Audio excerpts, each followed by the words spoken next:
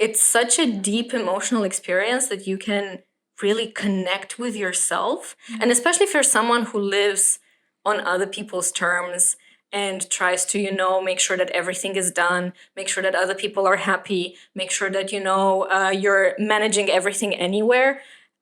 When you just sit down to connect with yourself and to just be like, I'm here for you. What is going on? It's very deep.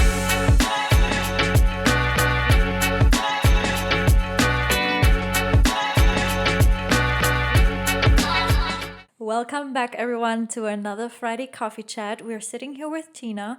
I'm having some chocolate tea, not hot chocolate tea. It's really nice.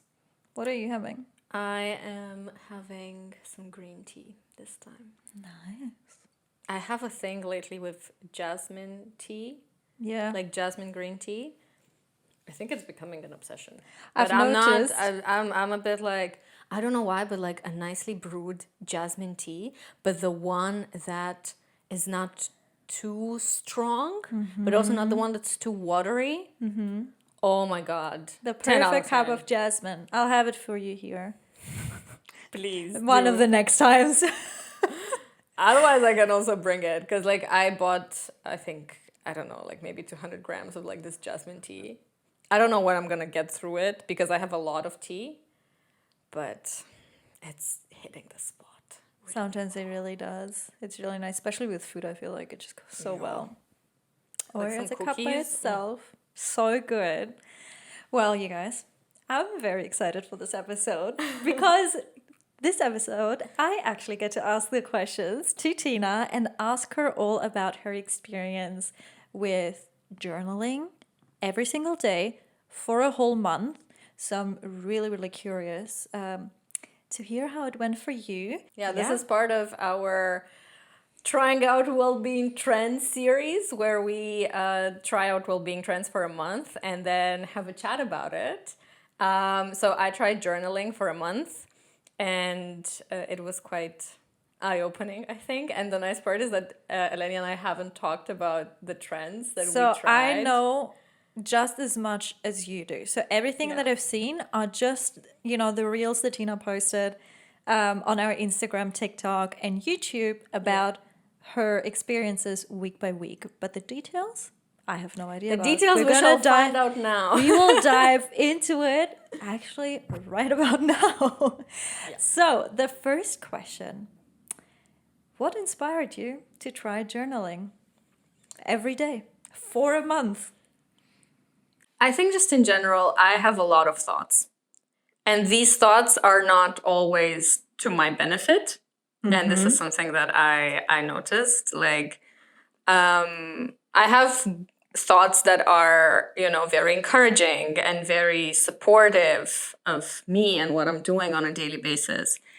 But sometimes these thoughts do get more, on the more self-sabotaging let's say, area, and the more self-sabotaging area where you can't control them. So, this is where the overthinking starts as well. This is where, the self-doubt starts as well. Because it all starts with your thoughts. And I think just in general, I wanted to get that out of my head. Mm-hmm. So it actually started with a problem. With the fact that I was not really enjoying the stuff that was coming in my mind. Yeah. That wasn't happening all the time, but it was happening to the extent I was like, why am I thinking like this? Like, I need this to disappear, somewhere. And I chose journaling as a way to make that happen because, I loved journaling when I was little. Like, I used to write everything in like this. There used to be like these small notebooks, but with a key. Yes, I have. I still have some of them at home, actually. I was such a sucker for them. I think I had so many of them. And like, I would also like buy stickers. And I would also like put stickers in there. I used to love them. Of course, those keys would get lost somewhere. And then I would go to my dad and be like, it's not working. And he would have to rip it apart. Yeah, but like I really loved journaling. And I think it's also like in the movies, like remember our teenage movies like back in the 90s and early 2000s. It was all about, writing in your journal about your secret crush with your like pen or pink pen that has a bit of like, fluff on it. So this was like me basically reconnecting with my inner child because that worked back then.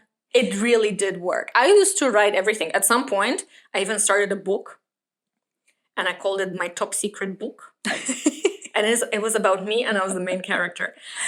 This was me when I was like, I don't know, 10 years old, Yeah. And I just thought, okay, like I need to reconnect to that part of myself because I know everything is within me, like both my good thoughts and, my not so good thoughts. And some filtering needs to be done. Yeah.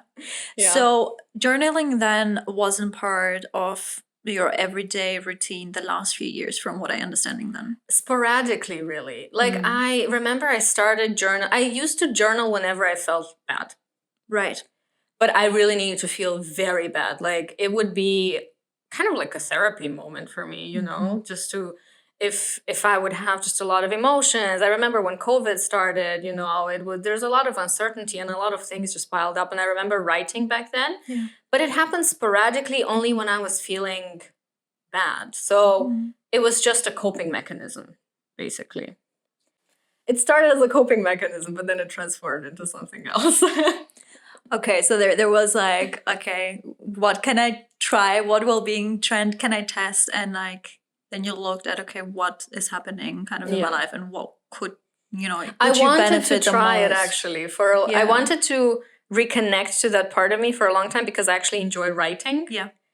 I don't know why I didn't do it. I guess it was always like, oh, who has time for these things? Oh, but I need to like, sit down. Oh, but I need to think about what I need to write. And, I think I was also making this a performance thing. In what way? In the way, like, what I need to write needs to be good or like needs to be interesting. I'm like, nobody's going to read this anyway. Like, isn't it so interesting how we, create that pressure for ourselves where like really it isn't needed sometimes. Exactly. And that's exactly what I did back then when I tried journaling. It worked for a bit, but then I was like, I don't have anything to write about. Yeah. So now it was not so much about what to write, but to write. Right. I am actually so curious, because we're talking about, writing and how to write. Do you have to focus on writing something, that is amazing? Well, spoiler alert, no. But what kind of journaling did you decide to do? So was it free writing? Did you use specific prompts? Or was it something more along the lines of a gratitude journal? How did you approach this? So it depended on the day, I think. Like if it was a day that like where a lot happened and I had a lot of thoughts, and if these thoughts tended to be more on the negative side and like the negative self-talk also started, I would just write about that. And I would just go free writing. So it would just be, today I really don't feel like, I did a great job at work. I maybe started comparing myself with other people. This happened, that happened, this is also how my mind perceived it. And then, like while writing it, for instance, then I realized that, oh, but why did I perceive it in this way? I could have perceived it in this way or in this way or in this way. And this would have been more helpful for me than the way I did perceive it. So it does give you a bit of perspective. And the thing that you realize is how much wisdom you hold within only if you let yourself access that wisdom. Yeah. Because usually that wisdom is shadowed by our inner critic, by, all of these voices in our heads that tell us that we're not good enough and all of that. And if you tend to overcome that, and I did that through journaling, like if you write that down and then move beyond that to also explore maybe the good side, of things, then it becomes a much more meaningful experience. And you also learn a lot about yourself, I was about to say, it really sounds like a perfect way to increase self-reflection and facilitate self-reflection and then kind of draw some learnings from that. Definitely. I mean, there were days when I didn't know what to write. When everything seemed fun, that was usually the weekends. So what did you do then in these situations? I wrote what I did. So it was basically like a log. I wrote what I did.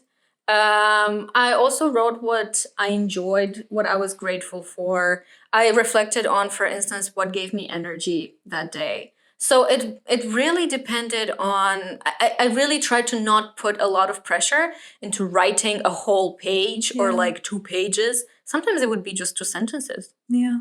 but it would still be something, because I would just say, for instance, oh, today I went out for a coffee with a friend and I really, really enjoyed our conversations. It's really nice to be connected with the people you love. It would be just that. But that still would make me feel so fulfilled because I would reflect on, oh, I did something nice. I connected with somebody I enjoy spending time with.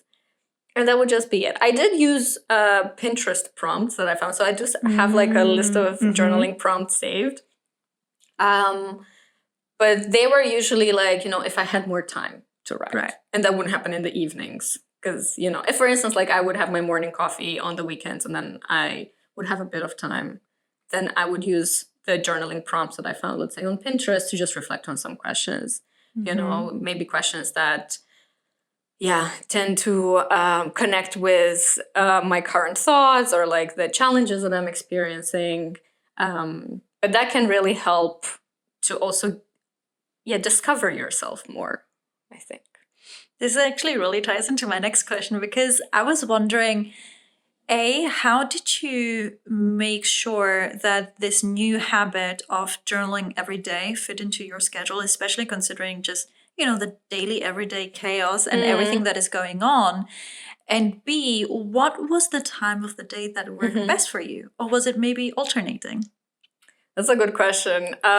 So you guys probably know, I'm finishing my dissertation now. I'm doing a lot of writing at the moment, to the point where it chokes me, literally, where I'm like, I have no other words. The only words that come to mind are the words of a 5-year-old because I use all of my good words in my work, So there were times when I didn't know what to write, but because I wrote a lot during that day for work. Right. And so this you is were when, a bit like, when you say it, like your brain was a bit mush. Yeah, at that exactly, point. exactly. Yeah. And this is when I would just write, very simple language. And you know what I noticed? How much we don't need the flowery language, the fancy words to really get to what we feel. Because we learn our emotions as children in very simple terms. Yeah. And we don't need fancy schmancy words to express how we feel. We need simple words that allow us to connect with ourselves. And this is what I noticed with journaling. In the beginning, I tried to make it like very, nice and, have nice sentences. And then, for instance, I would just start a sentence. I wouldn't know where it would take me, Yeah. and it would just be that. And I wouldn't focus so much on using the right words, but I would focus more on using the right words that express how I feel. I love that. So focus on yourself and your inner experience. Exactly. And who cares what kind of words describe that best? Exactly. And it would depend. So like on work days, I would usually do that in the evening before bed. So it would, I actually did this piggyback technique where you basically have your like evening routine. Yeah. And you stack your habits to make sure that you also incorporate another habit into it. So that would be like after my skincare. Okay. So like my skincare being done means I'm going to go journal. Yeah. And it would be like maybe 20 minutes, really. Like it wasn't something super intense in that sense. I wouldn't sit there for hours to journal. On the weekends, however, that happened in the morning. So it would be sometimes right after I woke up. Sometimes it would be with my morning coffee. But I think this is when I have, because it's so interesting because you did the 5 a.m. club. So I think if you did the 5 a.m. club combined with the journaling, you would probably do it in the mornings too. But like for me, 100%, yeah. the mornings were like, okay, I need to get things done. Yeah. I need to go to the gym. I need to, do my training. I need to get to the office or start working and so on. So the evenings were more, time for myself. But on the weekends, it was, Okay. So then from what I understand, during the week, you would journal in the evening, probably reflecting about that day and how the day was, how you felt. And then on the weekends, you would do this in the morning and Yeah. reflect on the day before, or just in that moment how you feel, reflecting about the day to come? Yeah. How did you do On that? Saturdays, it would usually be like the mindset that I want to create for the weekend. So like intentions. Intentions, yeah. Like, that is okay, so nice. this is how this week went, this work week, for instance. I managed to do this, I managed to do that, this I didn't manage. How am I feeling about that? And then I would write, okay, but now it's the weekend. So I can really separate my mindset from the work week, from my mindset from the weekend. So I can really think about what I want this weekend to look like. Yeah. And on Sunday, it would be like a check-in. Is that still working, you know? Or did things happen on Saturday, for instance, that did not allow me to embody that mindset that I wanted, you know? So it would be a bit of a check-in there. And then I would have basically a 48-hour break because I would journal Monday evening. So usually Monday evening, I had a lot to say. Right. It was like about the weekend and the day. Yeah. And Mondays, I mean, we know how Mondays can be. Yeah. All right, before we go into the challenges that Tina experienced while journaling, make sure to like this video, comment down below whether you have experienced journaling and whether you've experienced that it's something beneficial or maybe it didn't work for you. Let us know in the comments below, and also make sure to subscribe to our channel so you don't miss our next Friday coffee chat. Did you experience any struggles when it came to sticking to journaling daily? Because that was a new habit for you. It was. Yeah, definitely. I think I tried to, I definitely had habit slips, 100%. Like I did have days when I forgot. Yeah. Plain and simple. I completely forgot about it. And then I only realized the next day, it's like, wait a minute, I had to do something yesterday.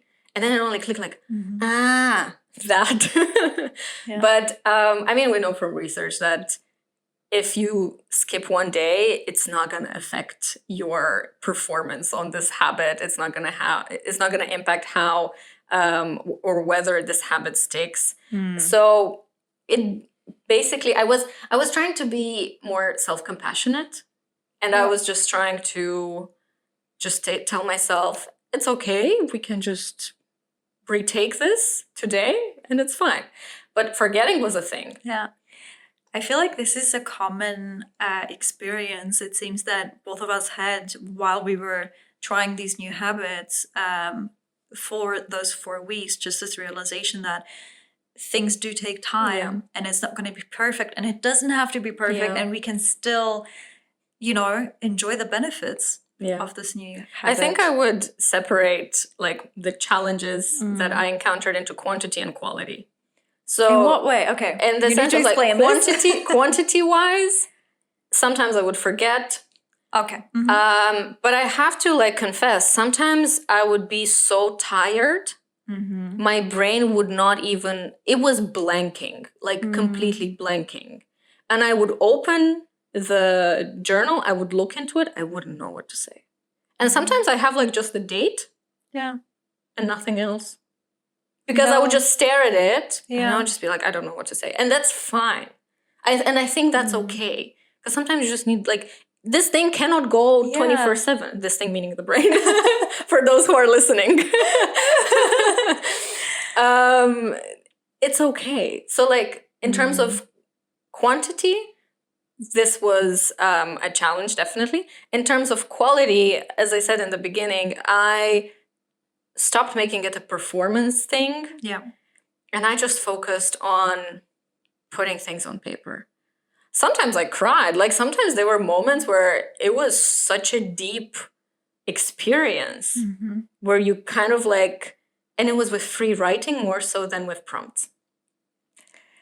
So letting your mind just go, like free flow. Like I'm talking and I'm getting like a lump in my throat, you know, like it's such a deep emotional experience that you can really connect with yourself. And especially if you're someone who lives on other people's terms and tries to, you know, make sure that everything is done, make sure that other people are happy, make sure that, you know, you're managing everything anywhere. When you just sit down to connect with yourself and to just be like, I'm here for you. What is going on? it's very deep. Like, that is so interesting. That is so interesting, especially if we think about just the popularity of journaling prompts, and I can really see why they are so popular, because I think I would also just think like, I mean, whenever I sat down just to write something, I'm like, what do I say? Maybe also because, as you said, there is this expectation almost that a lot of us have, for ourselves, of like writing something, I don't know, good enough, I guess, quote unquote good enough, because there is no such thing, especially not in this situation, but like the power of free writing. Yeah. That's crazy. I did notice though that I was using a structure unconsciously. Even with the free writing. Because in preparation for this episode, I was like, let me just read what I wrote. And I was just, especially the free writing, because that was like the most meaningful. Those were the most meaningful journaling experiences for me. I did have a structure, and I only realized it when I read back. And it was basically situation. So like I would just say what has happened, what happened during that day. And then I would move into how I perceived it. And I was like, I thought that this was like that, or I thought what they said was inappropriate, or blah, blah, blah. This would happen if I was mad at someone. And then I would go into how I felt. So then I would actually, and then I felt like this, and I felt frustrated, and I felt angry, because why the hell would they say that to me? I think this is unfair. Well, this is just an example, right? But like I did have a structure. So it would be context, thoughts, emotions. And then I would see, okay, what else can I do about this situation? How else can I think about this situation? And it would usually start, but maybe this was da-da-da-da-da, So like, but maybe this was, and I would try to It's like classic reinterpretation. Reinterpret the situation. And I did have like some moments where, especially in the beginning, when I did more free writing, because again, I had a lot of thoughts that apparently piled up, and I really needed to get. Yeah.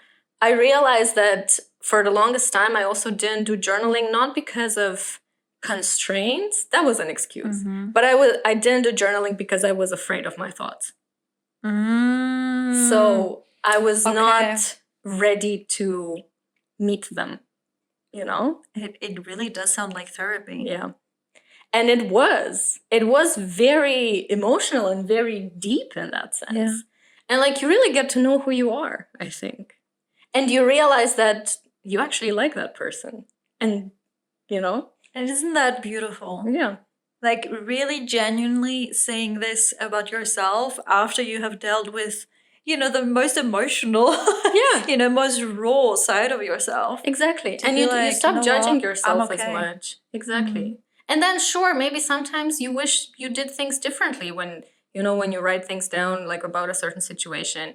And that's okay, because then you can really pinpoint what you can do next time. But that doesn't make you a bad person or somebody who's unworthy or so on. Yeah. So there's really a lot of depth to it if you allow yourself to go through this and allow yourself to meet your thoughts, basically. Yeah. Go on a date with your thoughts. Yeah. Not go on a date with imposter syndrome. Like, in one of our other chats, go on a date with your thoughts. So if you reflect on those past 4 weeks, and I mean, you've mentioned it was a very emotional experience at times. But if you think about the last 4 weeks and reflect on the journey in terms of your mindset and in terms of your emotions, how did journaling impact all of this? Greatly. My self-talk has changed. Like my thoughts, they have changed. Because now I do the whole transition much faster in a situation where, I would otherwise have bad thoughts probably. Transition, you mean from, this is negative, let's switch to something more positive. Exactly. I would switch much faster. I would get much faster to the point where I'm like, this is how I feel. This is why I feel. This is my perception of the situation. How is that perception helping me? Maybe it isn't. Maybe I'm just, making worries that are not there, are not realistic, which happened a lot of the times. So this really changed how I talk to myself, like how I perceive myself as well, but also how I perceive others. I think I started to, I don't know if there's any research into this actually. I'm actually wondering if anyone is a researcher in psychology, maybe a research topic for you. Whether journaling impacts how I experience daily life, because I notice I'm more present. Oh, 100%. There is some mindfulness research on that. 100%. I notice like I focus more on the present moment. Like if I'm with someone, I'm fully there with them.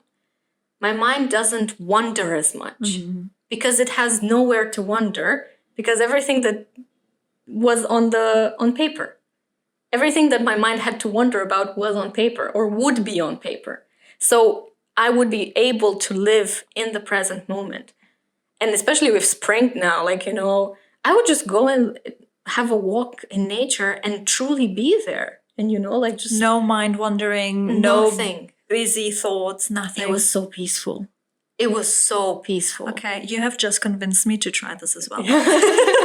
Literally, because that is amazing. I feel like so many of us struggle with this busy mind, and it's almost like, how can I stop overthinking, and how can I stop thinking about, I don't know, my to-do list and what I have to do? Yeah.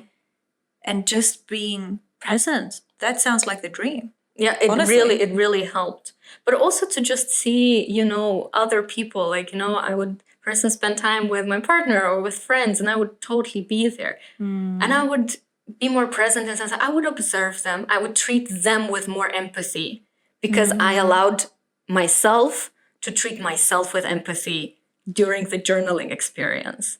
So it really, it changed a lot. Yeah. And you would wonder, such a redundant thing. Yeah. It also, I feel like, journaling, it's so popular. We know, we have heard so much about the benefits, and I think a lot of us have experienced them as well. But doing this daily probably really just makes this a habit, right? As you said, not only the second you feel a bit bad and you really need to just dump your thoughts somewhere and do like a brain dump basically, but really just having this as a habit and having this as a way of thinking and as a way of life. This is where the real benefits are. Yeah. No, definitely. 100%. So also reflecting again about the past 4 weeks, was there anything surprising? So, as I said, we know a lot about the benefits, but was there a moment where you're like, I wouldn't have thought that? Yeah, probably when I realized it was more about the content of writing, right? So like insights that you have about yourself, insights that you have about others, about how you perceive certain situations. I think that was like aha moments that I would otherwise not have.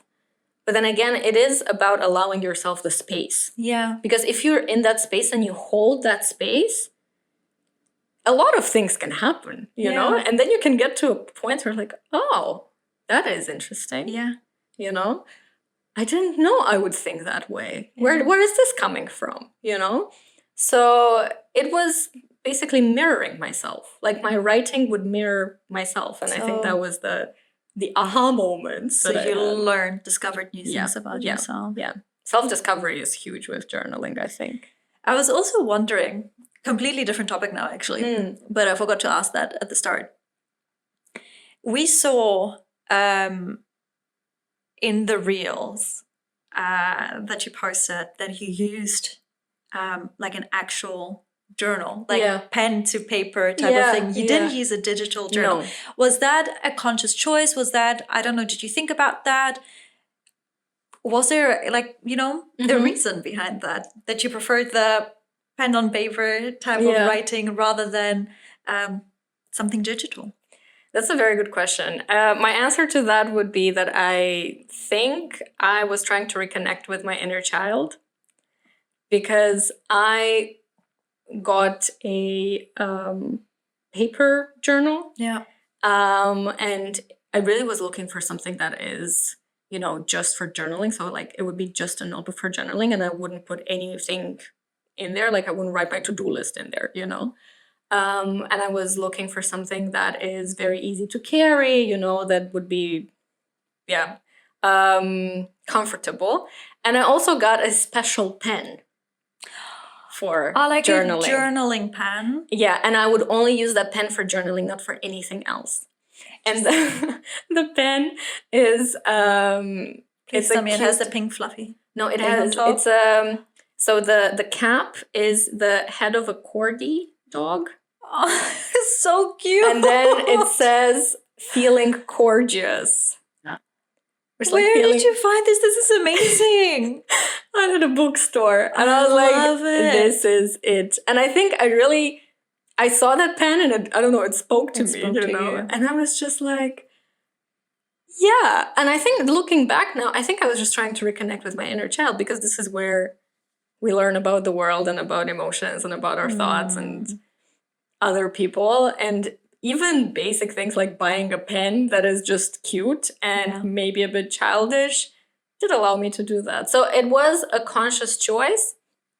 I think it's also much deeper when you write with your hands.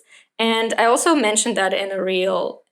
Writing with your handwriting doesn't allow you to rush. You can't rush. True. And especially if you're on the go all the time, and then you sit down and maybe your mind is going 1,000 miles per hour, but your hand can't write that fast. You're forced to actually sit with it for a minute. Exactly. You are forced to write the word, even though in your head, your thoughts are maybe, 100 kilometers further. But you are forced to sit there and write the actual words. And that grounds you so much. Wasn't it frustrating sometimes? Where it's like your thoughts are, as you said, are going, so fast, but you're like, I can't keep up. It was in the beginning, especially. In the beginning, especially, it was. I was like, oh, come on, write faster. But then I was like, look, I'm rushing throughout my life so much because there's always so much to do. I have these 20 minutes to just be here. Whatever I manage to write, I will write. And if it has to be longer, it will be longer. But I think it is about going back to, but why am I doing this? This is not a performance gig. This is just holding the space. That's it's self-care. Exactly. And it's self-care, basically. Yeah. So if someone listening would like to start journaling every day and incorporate it